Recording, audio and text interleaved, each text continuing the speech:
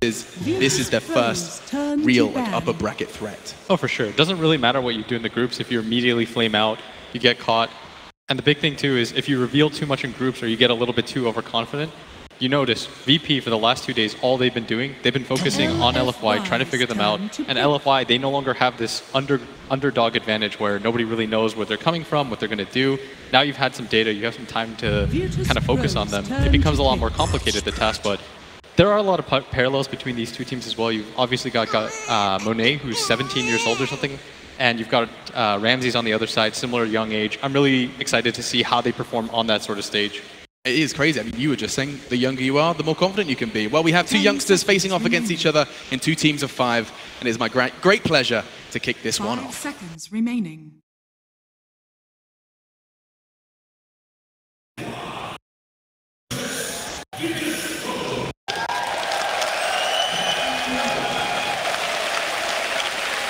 It's the fun part, gentlemen. Get your thinking caps on, because it is draft time. Blitz, you have been in that coaching role as of late. It's the most recent shirt you've been wearing. Let's talk draft and let's get our heads around this one. Currently, does seem like we've got a bye-bye Wisp, bye-bye Night Stalker, Lich, and Mr. Magi taking. Something I wanted to ask FNG especially was, why do you feel that especially the Chinese teams have been running this Lich versus it seems like the other teams are neglecting it a little bit? To be honest, I think Lich is kind of good hero, but teams doesn't know that you can just pick Ench or Chen. Maybe they doesn't play it, but Chen and Ench is great counter to Lich, and basically if you draft Ench or Chen, you will win easily. Lich, but still some teams is not comfortable of picking it, and basically they just ban same for VP, despite the fact that they are playing Ench and Chen. I think Solo told me this is just an annoying hero for them, and they just don't want to think about it and try to counter-draft it and stuff. They're gonna just ban it, and it's fine for them. It's probably a comfort thing as well for LFY, right? Just because they've been doing so well with it, you take it away rather than just trying to attempt to deal with it. And segueing onto that, Sumil, LFY have chosen DP second. It's a little bit weird to just immediately pick your core role, but I noticed especially that both LGD and LFY squads, they're really comfortable picking their cores a lot early on. Like, do you see any weaknesses in this? I think it's a pretty big flaw in draft, in my opinion, that you show your position like ASAP, unless they want to put offlane DP or something and just trick them and put something else mid. But I don't like the cores first two that much, unless it's super broken, which might be because Super, he's a really average player, but when he's on his heroes and he's feeling it, he's he does pretty well. So I think if you wanted DP and he's I'm just gonna do well, then I think it's a fine pick. Okay, keep your eyes on that. You've got DDC, of course, on your screens currently. Well, we're seeing him fill that position 5. Oh, they've got Void and Sand King. These two have been kind of staples of patch upon patch at this point in time. I mean, is there a real kind of safety net? Do you think? Would you describe these as safe somehow? Just seeing a Sand King and a Void. Yes. Then again, Sand King is a multi-role hero, right? Yeah. And Void, he can be also a multi-role. So the big thing about Void is he's always good in patch because of his ultimate and how his laning works. He's a really safe offlaner to put in. You can just throw him out there. He might get something, he might not get something, but he won't feed, and then he has a big impact with his ultimate all game. Same with Sand King. All he needs is a blink, and once he's off the map, he's super scary here to play against. Intrigued to know just what on earth has possessed people to not only ban Magi, ban Sniper, and ban Chen. I think Sniper is pretty good against Death Prophet because Death Prophet can easily go into Sniper, you have to buy Blink or something, and it's pretty annoying. Also, Sniper is a great laner against DP because Shrapnel destroys DP, movement speed of DP is really low. So that's why they banned it, and a really good ban Chen because VP they like to run Chen with Senkin. They're the best combo. Yeah. I mean, we saw what VP, or rather we saw what Lil could do, didn't we, Blitz, with when he's given those extra creeps. Yeah, and especially something that you brought up that we also noticed on Planet Odd throughout the year. We were wondering, how do we make this Chen hero work? Because obviously Misery has really good Chen, and we noticed just stealing data from people. We said Sand King is the hero that enables this because especially if you're in the off lane, you can shove this lane in and you can create these dives that happen, and you can immediately take that safe lane tower and just put so much pressure on the map. Yeah, and basically you just take a little corner of the map, of enemy map, and just outfarm them. You don't need to rush sometimes onto high ground because sometimes people just pick Kottles, Vyvern and stuff, and you can just go high ground and you just farm and win the game by farm the whole map. 5 seconds CTP actually does show that We've seen no one on it as well. This time he's going to be laning against it potentially. When you Warlock? I don't think we've seen too much of the Warlock in the draft so far in TI7.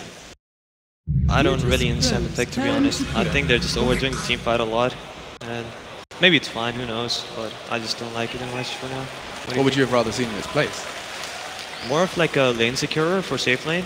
Okay. I guess he's kind of a lane securer, but I think there's like focusing too much on like team fight. Like they pick dark shit too.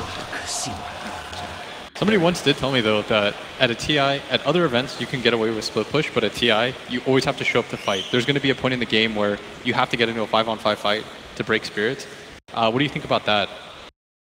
Wait, are you suggesting there's a TI meta? I think there is. I think there is, because like the flashy players, they're not scared to play the map like fearlessly, like if they're in like some small tournament. But if they're at TI, they're gonna like think about it. If I get ganked, what's gonna happen? Like so much on the line, so everything changes. You second guess yourself. Yeah, so then everything just like revolves around team fights and who has the better team fight, because you want to be like grouped up and you just like you're so scared of losing and you just want to be grouped up and just take fights and stuff. It's all, I mean, we say it, I'm not going to say it's all a mental game, but there is so much going on outside of the hands on the keyboard and mouse. I think, yeah, in TI, especially at TI, like it's 90% mental game, and if you're prepared for it, like it's super easy to win TI, because every team, like just their performance rate like drops down drastically. Like it's actually insane how worse everyone gets at TI. Yeah. Of course, you were in this position, FNG, where you were the underdog going into that game against Secret, and you were telling me that you didn't really have anything to lose. You thought we can just play for fun, and that kind of just removed the pressure from you. I mean, after first game, when we drafted really bad heroes, yeah, we decided like, okay, draft our heroes, and for some reason Secret left that hero for us, like Visage, draw and stuff, and we won the game, and it was like, what happened? We just played good Dota. But this is the question, right? The attitude you must have had in that was, we lost. Nothing to lose. We lost. We've lost. We've lost already. Let's have some fun, right? And as soon as the fun is re-injected back into the game, suddenly, you know, success is attached to it. Yeah, kinda. Looking forward to seeing. So basically, we've learned a lot throughout this panel, but one of them is just don't choke, have fun. Games are for fun at the end of the day. Also 24 million, but we'll talk about that later. Fun. I'm really surprised that Shaker is not picked and not banned. Yeah. Batrider gone last. Ember as well. Because it's really like meta hero, and I believe both teams has a good players on it. So, Blitz, if I asked you to summarize the styles of which we're going to be seeing from the VP and LFY, how would you do so? I mean, LFY have to play a very split push game and gather up whenever their DP ult is up. It's really hard for them, though, to deal with a lot of VP's heroes. Like, I don't know if they have enough lane shove. Like, if you look at their heroes, the only hero that can really split the map is Morph. And even then, he needs a lot of items to do so. So far, even though Virtus.Pro might have invested a lot in the team fight, I think they can shove the lanes easier, and therefore it's easier for them to make plays. 10 seconds remaining. I think LFY is going for like super early game, because I think they can pressure way more than Virtus.Pro can. And once they hit their timings, I think it's really hard for them to deal with the Morph lane, because they have real bad heroes versus Morphing, other than Void, I think. So if this Void doesn't get too much, he has to be safe lane in this case, because if he doesn't get that much, I think he's gonna be in a bad spot. I mean, I guess they have So you're suggesting that it's kind of put a bit of a time limit on the game? I think so, because I think Dar skill or L5 scales way better than Radiant does. Yeah. What do you take as the mid hero then? If you're in this position right now and you have the entire map ahead of you, and that's why they decided to save this pick for last, you see 5 different heroes. What do you decide that you want to carry this game? I think Invoker can work, because the LFI does not have like many natural BKB buyers, and I think Invoker shines in those scenarios, and they have like a lot of team fight to like help Invoker, and like a lot of setup for him to like be online as soon as possible. Getting to hear inside your head is a real adventure, especially when, you know, this is the draft. This is for no one. This is going in his hands. 38 seconds, and they are not rushing this one. FNG, anything to add to the pile of where no one's going to be taking this one? OD. Oh, we've seen a lot of OD from him in the past. That's like would you call that comfortable for no one? Yeah, for sure. I mean, even for Virtus.Pro overall, yeah. It's like OD can easily win the game by himself, but still he needs a lot of help here, because Earth Spirit and DP are pretty strong lane. They're going right down to the last second with this one. I think it's not the ideal what he can do. You may now select your hero. Ursa. Yes, Ursa. Yes, Ursa. Well, we've got it locked in. The draft is there. Do we feel like there is Yeah, a clear draft favored here. Then I'll start with you, Blitz. Tends to be quick. I think that VP should be able to Roshan at a pretty reasonable pace. I feel like Ursa was a little bit out of left field, but I think they can push the map a little bit further than LFY can. So I'm going to go with VP for game 1. Okay, VP for game 1. VP. VP. LFY. What a surprise. And 1 for LFY as well. All right, then. KeyArena, let's make some noise as we welcome our casters and celebrate the start of another battle. This time it's LFY versus Virtus.Pro. Let's raise the decibel levels. It's your casters. I could definitely help with the decibel rating. We are going to go up already. Virtus.Pro have taken out one LGD team, but now they face up against the Forever Young team, the team who looked amazing through group stage, 2-0 through the quarterfinals. What's in store for us this game, Sid? There's a lot of things to talk about. This is a matchup I was looking forward to a lot. It's probably my favorite game of the day. Virtus.Pro looked really scary against LGD, and LFY has been my tournament favorite after we saw the groups play out. Just the way they played, they really were extremely impressive. So what I was thinking going into this matchup was, okay, how did VP beat LGD? They played really fast, really aggressive, took advantage of the slow build-up time that LGD had as a team, and I thought maybe VP are going to bring the same to the table here. LFY is a team that has a tendency of losing their lanes a bit and then playing a strong mid game. And maybe VP would just come rushing at them in the laning stage. It looks like that's some of the idea they have here with this Darkseer plus melee cores, that they just want to fight, like we saw IG do earlier in one of the games against Newbie. And LFY have more of their standard stuff here. So yeah, it's going to be a really interesting game. I think it's a hard one to call. Sumail rightfully pointed out, this is an incredible Morphling game. So Virtus.Pro are maybe on a bit of a clock. Yeah, and that's where they look to see the timing of the Ursa. But you were talking about, like, you rush them in the laning phase.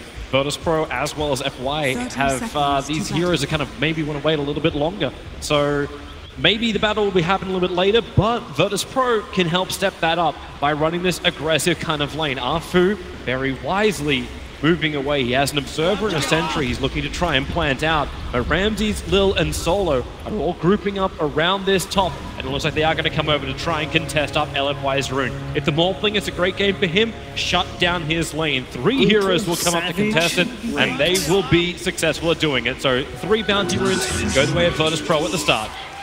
Something to note, by the way, that happened during the draft was that Virtus.Pro, for the longest time possible, as it looked, had no one on the Darkseer and Pasha on the Void.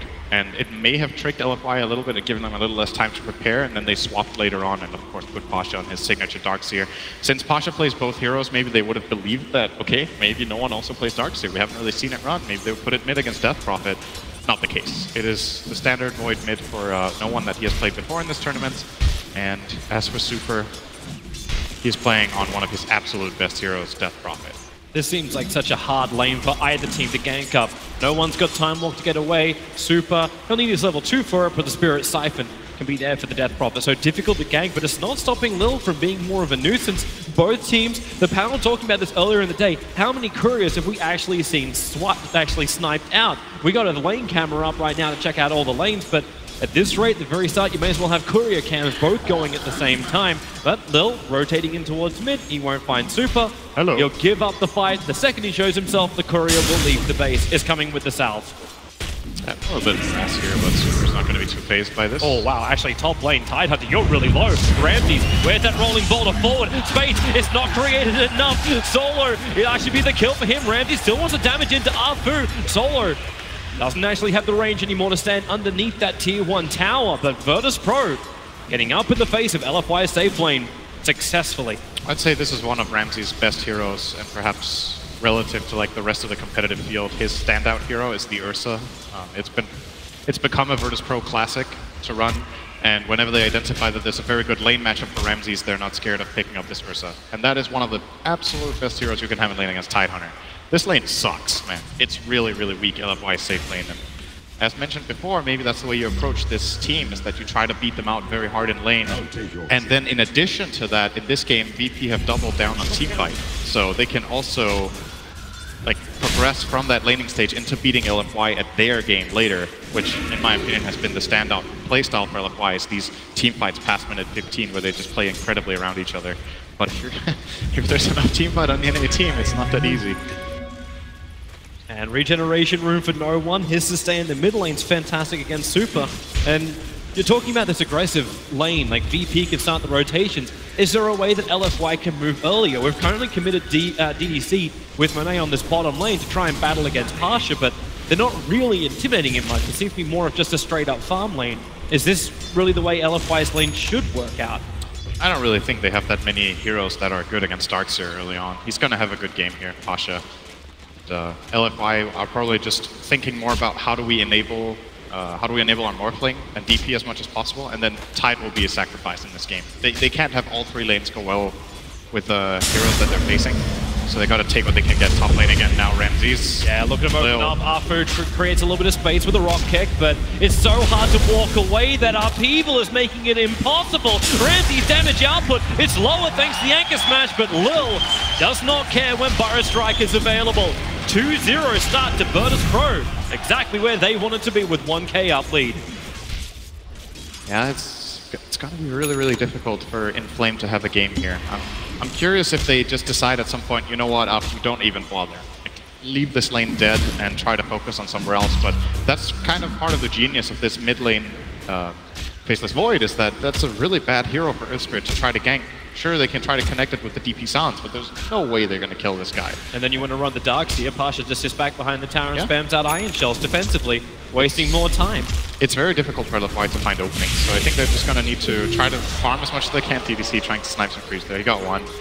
We'll take the bounty rune at least, and also see that the bottom rune is invisibility. This could be an opening perhaps, but again, where does he go? Maybe he takes this one and TP's top and they try to connect? No, it's actually Earthspirit TPing back to base. It's like, if they could pressure mid, but like they can't really even do that until they have a silence available, and that's not something Super wants to really skill up. He's going for a 2-0-3, and more than likely wants to have Exorcism at 6.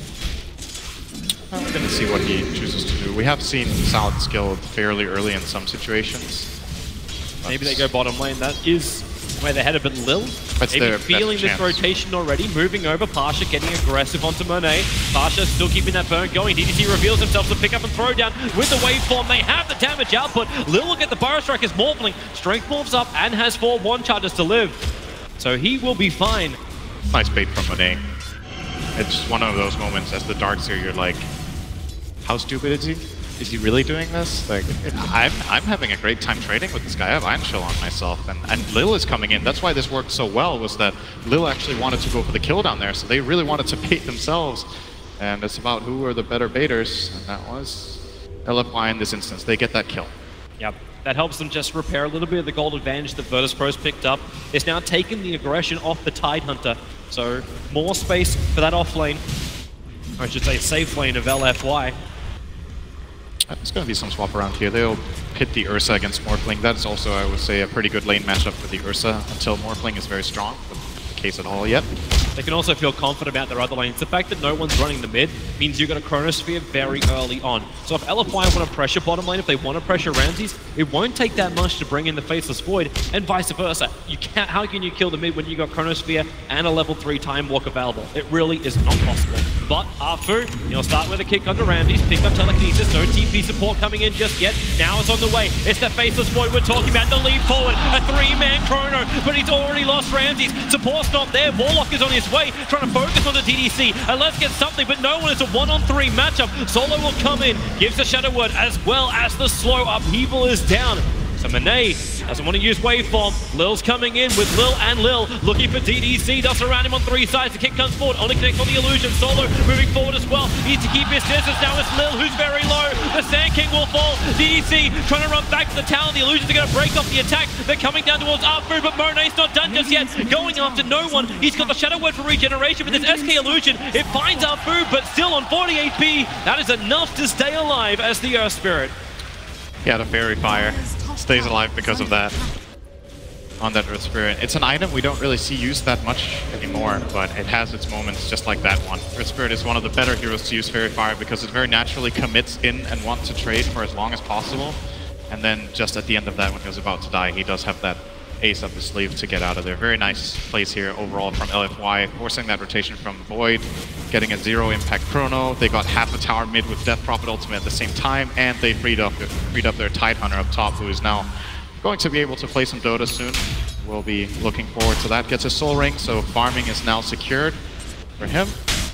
And also is level 6. The other big team fight controller. You can talk about the Faceless Void having the Chronosphere for no one. He needs a follow-up. The other counterpart to kind of make VP's combination work a little bit better is levels onto Solo. He's on this bottom lane now, sitting down here with Ramses, but both of them don't have that level 6. You don't have Enrage, you don't have the Rock Drop.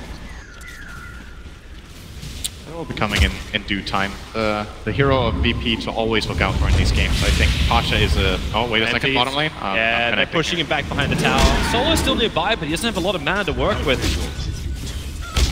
I wanna keep an eye on Pasha in this game as well. I think he is outstanding on Darkseer, and the reason Virtus.Pro plays so well with this hero is they're very, very good at combining their spell casting in all of their games. And Darkseer is one of those heroes that really allows your lineup to really gravitate toward one point and take a very, very nice fight together. So I've seen this hero banned against Virtus.Pro for the last few months in most of their games, and they're very happy to grab it for Pasha in this situation. Getting good levels and good farm on this hero is generally a good indication that Virtus.Pro are in a position to, at the very least, take fights later. And the question is if they can win them, but they'll definitely be able to take them whenever they want. And you see LFY's reaction with their vision. You're talking about VP taking a great fight. It's the vision game from LFY. The Observe Ward is sitting on the Radiant high ground side of mid lane. It saw the rotation of Lil running under that haste rune. Same with the Observe Ward just south of that bottom rune area. LFY are able to read where VP's movements are, and they're giving them no option to fight. And if there is an option to fight, LFY will come in with the numbers. And they're doing it again. Super, the numbers are here. Bottom lane, Exorcism is up. Super is looking for some good damage towards the tower. Doing it with the Morphling is one way to do it. And Solo's not ready to fight. He's got level 2 upheaval. He can at least slow down LFY. Super, he's backing out now. There's the upheaval. A little bit of a slow. Bar's trying to go to work. Ramsey just going to try and slice and dice, but Lil, so much damage from Monet. Waving forward, Ramsey, he's too injured. The Chronosphere, he'll create space. Shadow Word onto Ramsey. He's getting his life back right now, but Chronosphere's been expended, and VP have no other choice but to run away. Monet has himself a waveform, but VP have already left the bottom tier 1 tower. They don't want a bar of this. This tower is difficult to defend. I think this is case in point. Also, in addition to that, you know, the Ravage is available. Darkseer, I was saying, is going to allow them to fight whenever they want. This is still maybe a little bit too early. You want to have Vacuum and the point and wall, so they still need a little bit of build-up time. I didn't think we were going to see them attempt to take a fight this early on, and LFY are taking full advantage of this little spike they have. So for Virtus.Pro, the challenge here is buy enough time to get Darkseer's levels, get that mechanism up and running, and get Warlock level 6, and then this kind of fight is one they're definitely going to be able to take. But VP supports. This is pretty unusual for them. Both of them are only sitting on level 4 here at 10 minutes. There will be a tome, of course. Guessing it goes to Solo, arguably more important than getting the levels on the Sand King. They need that rock. If you are gonna play it around the Darkseer, you're gonna need that rock. It's also when Ramses wants to try and push forward, we can look towards Roshan as a primary thing. They are running the Ursa Warrior, so it goes hand in hand. It'll be a priority target for Virtus.Pro. But so far, it's LFY who are adding the force. They're coming down to the mid lane. Only a half HP tower with a catapult wave, and even DDC having the end of a double damage rune. Okay, a little bit harder than getting close. Solo is just sitting with the level 2 up. He will hit the tower. Oh, finally. If you've never played this game before and you're wondering what that red ring on the ground is, it's annoying. That's what it is. It's really annoying. The new name of the ability. Yeah. I would say it's upheaval, but it's more up something else. It's currently sitting on level 2 annoying.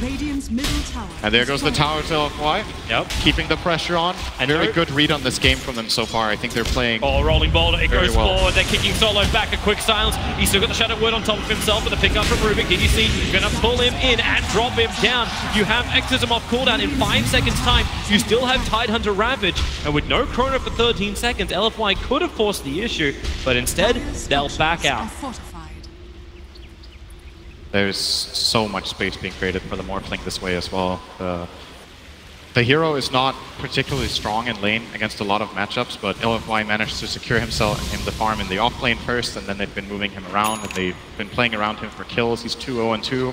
Oftentimes we see Morphling be involved in absolutely nothing for the first 20 minutes, but this is something I think LFY is very, very good at, is using every player in the game. They have some games where it's impossible, like where the hero is just too weak, But if they have any sort of strength, they try to draw as much as possible out of every player. Now they're just going to claim themselves another tower. VP actually might want to try this time There's around. that first DP coming in, faces Void. He is waiting. It's actually Ramsey's coming in first. 3 swans into Monet, 1 chance to repair all of that damage. And now, here's your Chronosphere, catching 3. Super on the edge of it, the first strike forward, the rock will drop, and the Fatal Bonds connecting up LFY. 3 heroes caught inside of it. They're already killed off the Rubik. Monet, they're trying to run out, but again, it is unfair advantage when the slow is just making it impossible to run away. Tidehunter crippled and brought down the top lane. LFY lose 3, and Virtus.Pro, they now turn their attention towards Roshan, but Monet, he's walking in front of the pit. But VP will still be fine. They're going to keep going at this. That's that first team fight for Virtus.Pro that was so important to be successful, and they pull it off very nicely there with a great chrono into Golem. Well, he's in the neighborhood. Monet's there. They're going to pick up from DDC. They'll drop him down. Roshan almost down, is down now. Ramses has the Aegis, the Immortal, but do you want this fight? You don't have Rock available, so really the answer is no. A Forest Strike, which was stolen from DDC, cancels the TP out from Pasha. He'll end up dying. He has the mech and the headdress, but still short of the mech. Or he has the buckler and the headdress. Needs a little bit more. Another 700 to go, but this was two very good minutes for Virtus.Pro. They end up having a couple of casualties there, but I think they're happy overall, getting the team fight first and then the Aegis. Sitting with that on Ursa, closing in on Blink Dagger is going to allow them to play the style that they really like. I think Ramses as a player has a lot of faith in his team. He trusts them a lot when he's given the Aegis, not scared of just going in extremely aggressively and burning that Aegis to set up his teammates. So Blink Dagger will definitely be preparing Virtus.Pro for their next fight. Now he has about 3 minutes to get that realistically to have the fight with the Aegis as well, and that's just a 200 GPM, should be absolutely no problem for him to get that in time to use it with the Aegis. Yeah, and they're actually giving him all of the jungle. They'll give him the Ancients as well. So there is the space for him to find that. And they are starting to pump out more and more damage for Virtus.Pro. Double Mask of Madness. It's a little bit more of a riskier thing to do, but you got a Faceless Void and an Ursa who are holding onto these 2 items. And LFY, well, maybe they can stop Ramses. That Observer Ward's watching him regenerate up all of the mana. They'll know he's farming, and that's what they're here to stop. The smoke can break on Arfu, then realize Ramses will be to the north, and Ramses, can he get himself away? The kick comes through, you commit the excess of TP supports coming in as the Faceless Void. There's no Chrono, there's no Rock just yet, and is this a call to let Ursa die? Aegis Immortal is gone, Pasha's nearby, still coming over from the left side. Fire strikes up the Espers, there's no quick kick, and the upheaval, slowing down Super. Exorcism is still only halfway through its duration. Tide comes in as well, they rolling Boulder forward, Solo forced to run away now, the Magnetizer's turned on, Faceless Void is still here, Chronosphere is up, the Burrow Strike from Lil, may as well bigger Ravage onto Lil and Super, keeping them out of this fight. Now the Ravage will pop, Faceless Void, silence up and can't do anything, he'll fall before the Chrono is able to be expended. 40 seconds on the sideline with no buyback, and they burn the Aegis the Immortal, a perfect fight for LFY. Yeah, they didn't want to give Ramses the chance to get prepared with the Blink Dagger. Just immediately, you'll see very few teams in this tournament do this. The Aegis just went the other way. They're like, we don't care. You know, see him on a ward. They see that the Shrine gets used, which is very good information for them to take the fight in this area. VP can't really retreat up to the Shrine and get an advantage. So LFY, by coming from the high ground around this camp that the Ursa is farming, already have the natural positioning advantage. And then when VP try to respond, they're just not ready yet. Yeah, we can see that fight once more. This is when it was really kicking off in the mid lane. That silence, the follow-up Ravage, there was just nothing the Faceless Void can do. So I'm imagining VP will try to go back the other way. Just now they have all of their spells ready now. Finally, Darkseer levels up the wall at level 11. They have Chrono, they have the Chaotic Offering prepared as well. Lil still 300 short of the Blink Dagger and doesn't have Epicenter skilled yet, so maybe that's something we're waiting for, but he showed himself for a moment. So smart from Lil, he understood he was going to be attacked, and this is LFY who have understood the item timings of Virtus.Pro. Their farm position they should be in, and who they have to pressure is the double Blink Daggers they're trying to stop. The one from Ursa, that one's already up, but now it's Lil, 100 gold away from completing it. Just playing very, very aggressively with what they have. Even the Morphling is joining for these moves, and now he's going to go top. That was the end of that. He still has a Replicate hanging around if they want to make a move somewhere. It's actually moving in toward mid. Is that other time? Bait Ramses. They actually got a Chrono in. No one! He's literally hit nothing! It was a Replicate bait! And LFY They have just dodged a huge thing. The Morphling was probably headed up north to try and dodge the combination of Virtus.Pro. They had Chronosphere. They had the Chaotic Offering. They were looking for a fight. They wanted to pinpoint it around that Tier 1 tower. And LFY, with one thing that was only made of water, have drowned the hopes of VP for that finally. Yeah, he just bought them 2 minutes. That's the easiest way of looking at that. Oh no, this is cruel. This is mercy on replay. Why are we getting a slow-mo of this? Hey guys! Just really slow-mo so you can really tell how he's hitting that illusion. Yeah, you know that open wound that you can just pour salt into? That's basically what just happened there. Oh man. That's rough. But what you need to do as Virtus.Pro right now is that you need to realize, all right, mistakes happen. Don't get tilted basically from a move like this. It is frustrating. They were ready to fight, as you said. They wanted to take this opportunity. Now you need to not get into this mode of, all right, we still have to fight. We still have to fight. Your lineup is fine in 2 minutes as well. It's not the end of the world. You missed a core kill that could have been interesting and maybe given you a tower, but the same opportunity or a similar one will present itself soon, and that's what they need to get ready for. The Sand King blink is now complete. He has the Epicenter available as well. We'll be getting his level 4 Burrow Strike, so peak timing for Virtus.Pro's absolutely monstrous teamfight is coming now. Yeah. The question is if they can land it into LFY's line. It is one of those things too the panel was talking about. The fact that VP have maybe gone a little bit over in for the team fight means they've always got something else up their sleeve. So Faces Void misses the Chronosphere, but a Darkseer Vac into a big Burrow Strike is not something we're uncommon with during this TI. We've seen it many, many times. Then you got the Warlock Rock, and there's so much damage output which is still in the bank for Virtus.Pro. Chronosphere or not, miss one of the abilities, as long as 2 or 3 of them connect, LFY can have a really, really hard time having the fight.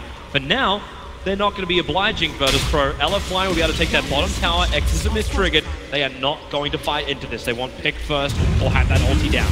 That is, mid lane. They find Ramses. There's a replicant. Yeah, this one, it now turns into the real Monet. They actually wind up. And Ursa! The damage was quick, but not quick enough when DDC is there to hold him with a telekinesis.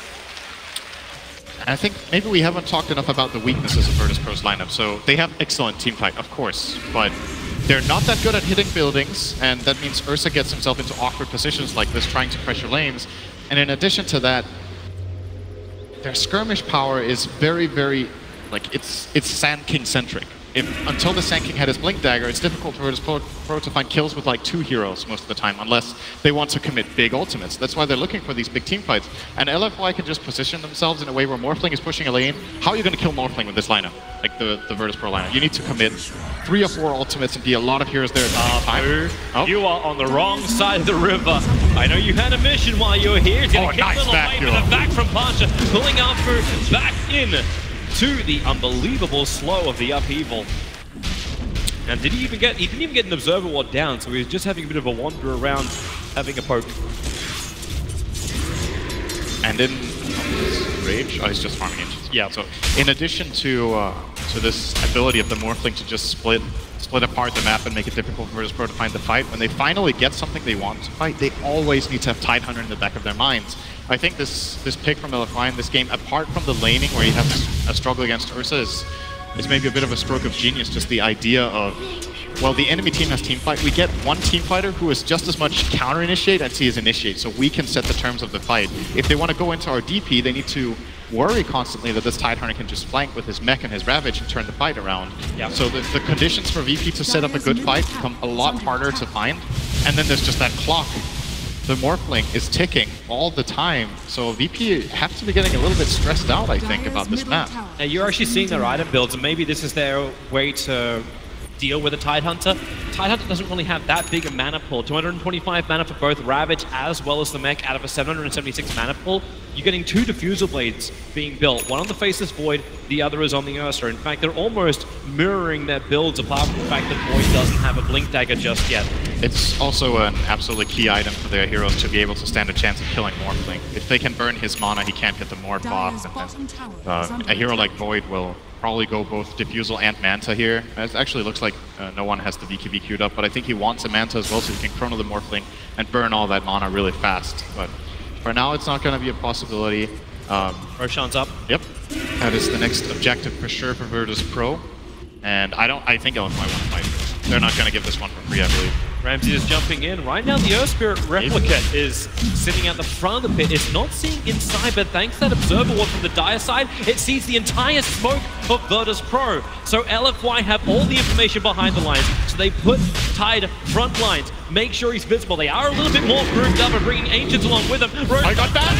On the Earth, the Chronosphere is down. They'll split the fight up. Nori, the blinking from the Tide Hunter. Roshan, it was snatched. The Aegis Immortal into the hands of Monet. It's a huge, huge fight for LFY. If they can hold on to it, the epicenter is coming from Lil, combining with the Rock and the Fatal Bonds. But where is your follow-up damage? No one is already running away from this fight. The Rock created space and ends up being a 2-for-1 trade-off, but the Aegis Immortal is still in the hands of Monet. Thanks, Roshan. Says Monet. I hope we get a replay of that. That's one of those heartbreaking moments for Ramsey. It's just like, you know what? Game doesn't like me today.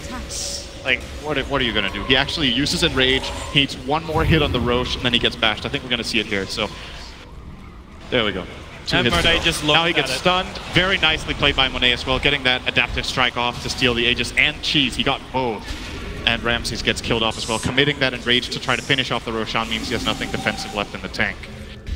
VP combining all of those ultimates. What did they find? Did they find 2 support kills? Yep. I think that was it. But the 2 support kills were done because of the Chronosphere that came from no one. He split the fight out, but the rest of LFY have already got themselves into the perfect position. Now they're going for more. It's Solo, the man that created that space, who will have to sacrifice his life in the mid-river.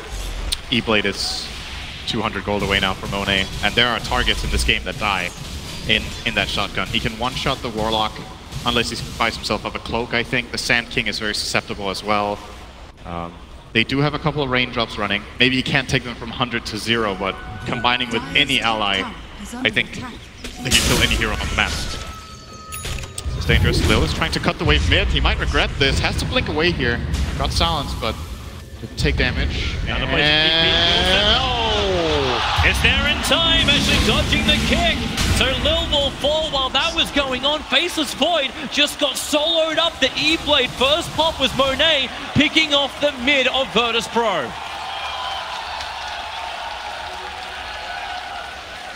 This has escalated very quickly for LFY.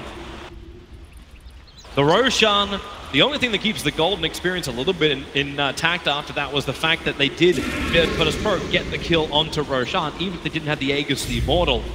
And then everyone just backed up and started farming. This situation that just happened reminded me of something I gave LFY a lot of praise for during the group stage, was that I think this team, better than anyone else in this tournament, are very good at allocating their resources correctly. They're sending the correct amount of heroes to the skirmishes or team fights that they need. When they pushed the tier 1 top earlier, Earth Spirit was still bottom. They felt like, we don't need this guy, we get more out of the map like even somewhere else. This time, we send Morphling top, he will combat this Void while we go for the Sand King at the same time. And then when you play effectively around the map like that, you build a serious advantage in terms of numbers in a lot of situations, and you can just outmaneuver your opponents. LFY are playing really, really well this game. This tower's gone, and then we'll see what's next on the menu. Maybe they get the tier 2 mid as well. I mean, why not? They have the Aegis and Cheese on North. Who's going to stop this guy? It's the last out of town. And more towers they take outside the base, the more VP is restricted in the space they can farm. They're already falling well behind that highest net worth of 14.6k is the Morphling. The nearest on the Radiant side, look towards the Earth, just shine the 11k, and then Warlock. Okay. It wasn't a straight up one kill with a double blast shotgun. He had the waveform in as well, but the job is done. Warlock is down for 23 seconds, and that's a window of opportunity. LFY want to jar open.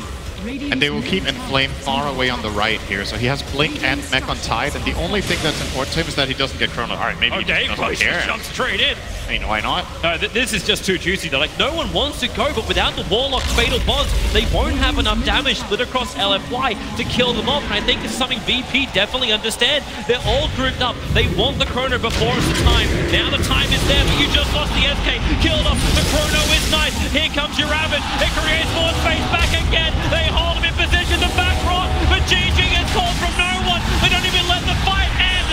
It is done and dusted. LFY taking game 1 against Virtus.Pro.